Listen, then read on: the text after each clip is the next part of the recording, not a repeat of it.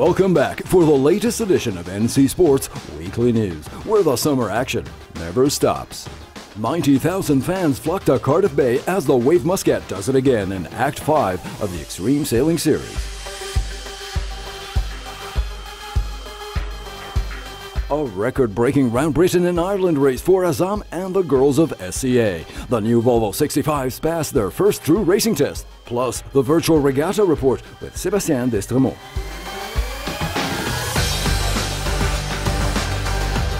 Yahupo once again delivered perfect scores on the ASP World Tour as Medina defeats Slater by a mere .03 margin in the final.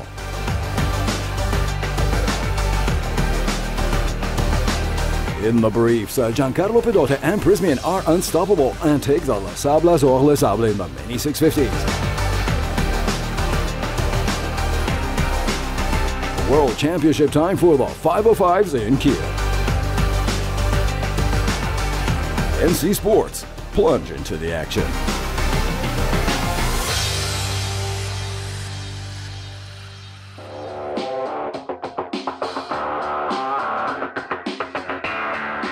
Cardiff Bay turned into a true sailing arena last week with reportedly over 90,000 fans attending Act 5 of the Extreme Sailing Series. And in spite of the light conditions, the 40-foot catamarans provided top racing action and, for once, a three-way battle. This time, it all came down to a final and decisive traffic jam on the mark, artfully forced, of course, by the reigning champs, who cashed in on the flurry of bumps and penalties. We weren't winning all the races, but we were putting in good, strong performances and making good gains and working really well as a team, and that's all we can really do. And luckily for us, our main rivals at this event have had a worse off day than us, not by much, but so it has just jumped us into the lead a little bit. So yeah, we're pretty happy about that. It's Lee McMillan on board the Wave Muscat. Celebrations are happening on board. So far, none of the new top teams entering this 2014 season had been able to seriously destabilize either McMillan or Larson and their experienced crews, respectively with 6 and 5 wins here in Cardiff and plenty of podium placements.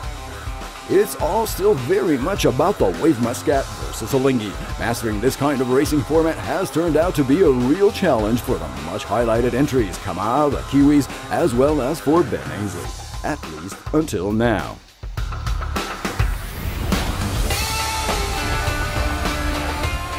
Home water advantage may have factored in, but this time BAR team was indeed a top contender with 11 podium finishes in 32 races, including 2 wins. It's clear that Sir Ben is catching up, in spite of dropping from 2nd to 3rd place at the very end. It's a huge team-building result, also towards the America's Cup 35 waypoint. While Emirates Team New Zealand did not shine here, Francama was instead the unlucky one, as Groupama had to be given redress for 12 races and undergo extensive repair, after a serious crash with GAC Pindar on day 1.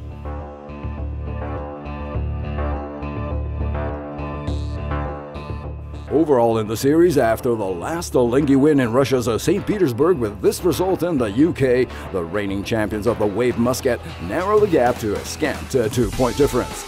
Will they keep their crown? Next stop is Istanbul in mid-September. Be there with NC Sports. Stay tuned to Nautical Channel for the complete and official coverage of this Act 5 of the Extreme Sailing Series in Cardiff, premiering globally this September 29 at 9 p.m.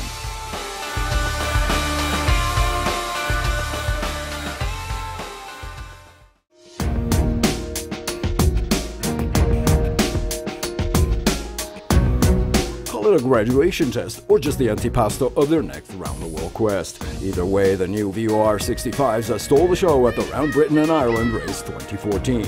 5 teams that took on the nearly 1,800 nautical miles around the North Sea Isles, facing 30-plus knots and the toughest conditions. The main player this year was a vast, low-pressure system that delayed the start by 24 hours, and then sat on the course offering fast, downwind sailing for the better part of this August Classic. And the records soon came tumbling down.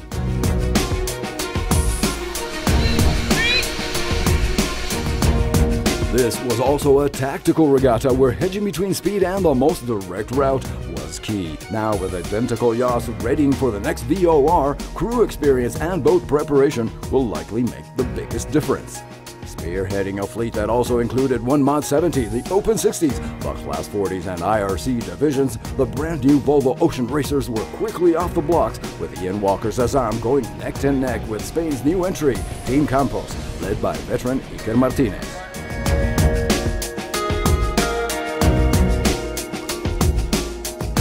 In an incredible feat for a new design, the team from Abu Dhabi not only held the lead throughout, but also set an impressive new course record of 4 days, 13 hours and 10 minutes at an average speed of 16.24 knots. The much-awaited Far One designs delivered, and this edition of the 7-Star truly kept the World Speed Sailing Record Council busy, as Team SCA also got to celebrate its own WSSR achievement as all-women crew.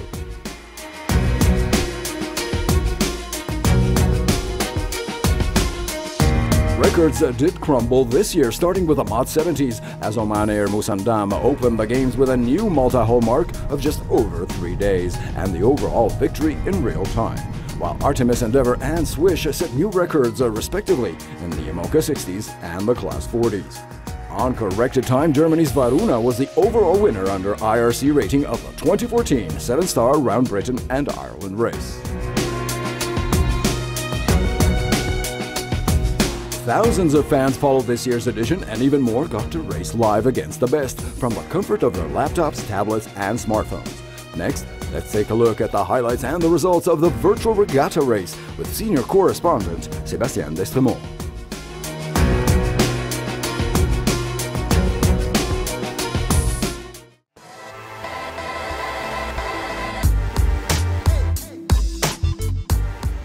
Start delayed and extreme conditions for the 7-Star. Welcome to the office.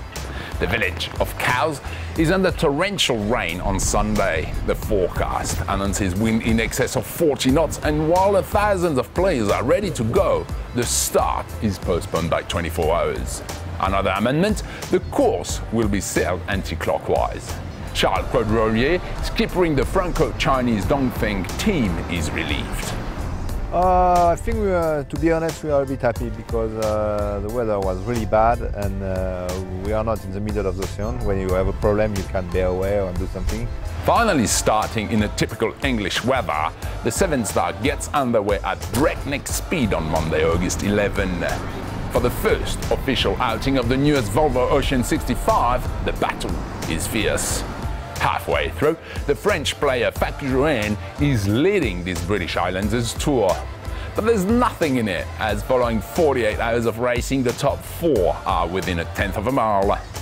The battle is intensifying on the way back to Cowes. A few hours before the finish, the top 5 boats are battling it out for the overall victory. Going around the Isle of Wight is the last big challenge of this round the British Island. Placing the last tag to perfection, Banzai 49 TPN takes the gun and wins the 2014 7-Star in front of 14,000 players. A job very well done.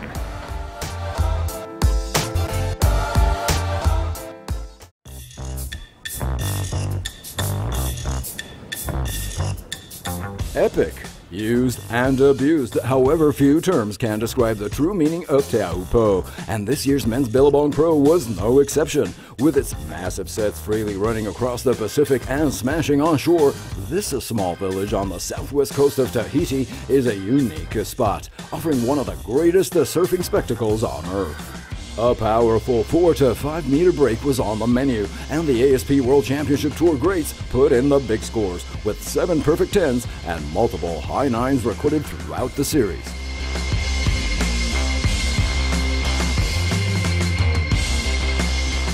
The final match came down to current world number 1 Gabriel Medina and the surfer with the most wins in history, His Highness Kelly Slater, a winner here in 2013. The Brazilian needed to secure his top spot and possibly stretch his lead here in Te Aupo. He did so big time, first by pushing back the USA's Kolohe Andino in the quarters, and then dominating the semi against Aussie Bebe Darbridge.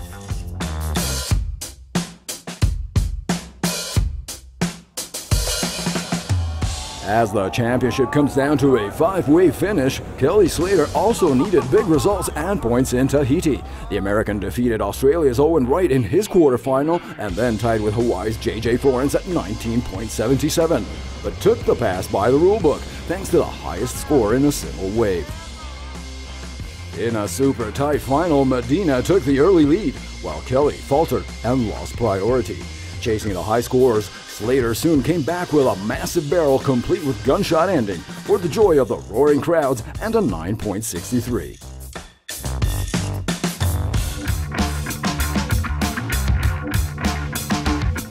No mistake, the Brazilian promptly answered in kind with a 9.53 to keep the lead.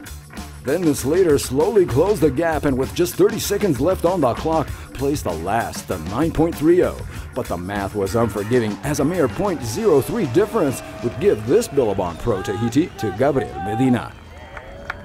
I was going to that heat and then I went home to talk to my mom, and the words she said to me inspired me. She said, no one is bigger than God, and I trust in God, and I think that was him, you know. I'm so blessed to have these conditions at Chops and to surf against all these guys, you know. I'm a big fan of everyone, and I don't know what to say, you know. I'm so happy right now.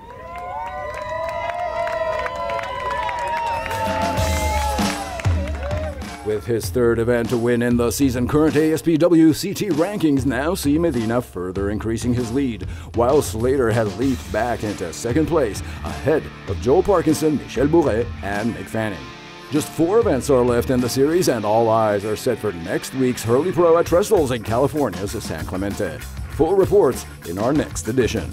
The highlights, the massive action, and all the interviews. More on the epic Taupo is also coming your way in the next NC Sports Buzz, premiering this Saturday only on Nautical Channel.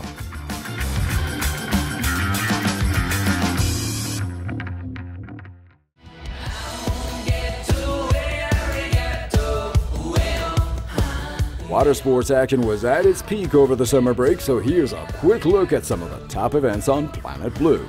Italy's new solo sailing superstar Giancarlo Pedote and his faithful Prismian continued their winning streak in the Mini 650s French Championship circuit by clinching the Les Sables Azores Les Sables this August and setting an overall time of 12 days, 23 hours, and 44 minutes for this 2-leg regatta in the middle of the Atlantic Ocean.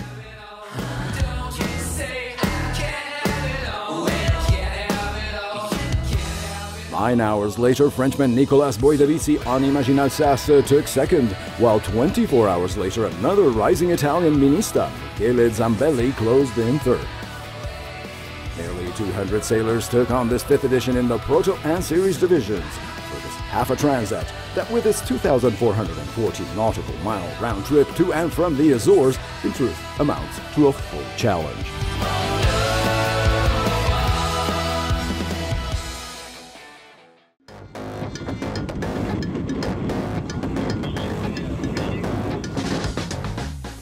The USA's Mike Holt and Rob Welfel were crowned as new 505 World Champions last week in Kiel, following a highly competitive series of 7 regattas. With 173 entries, this one in Germany was the 3rd largest event in the 60-year history of the class.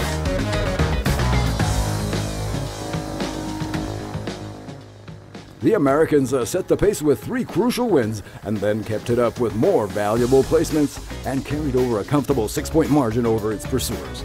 Australians Peter Nicholas and Luke Payne fought until the end, with 2 wins of their own to close in 2nd place, while Wolfgang Hunger and Julien Kleiner defended the German colors in 3rd.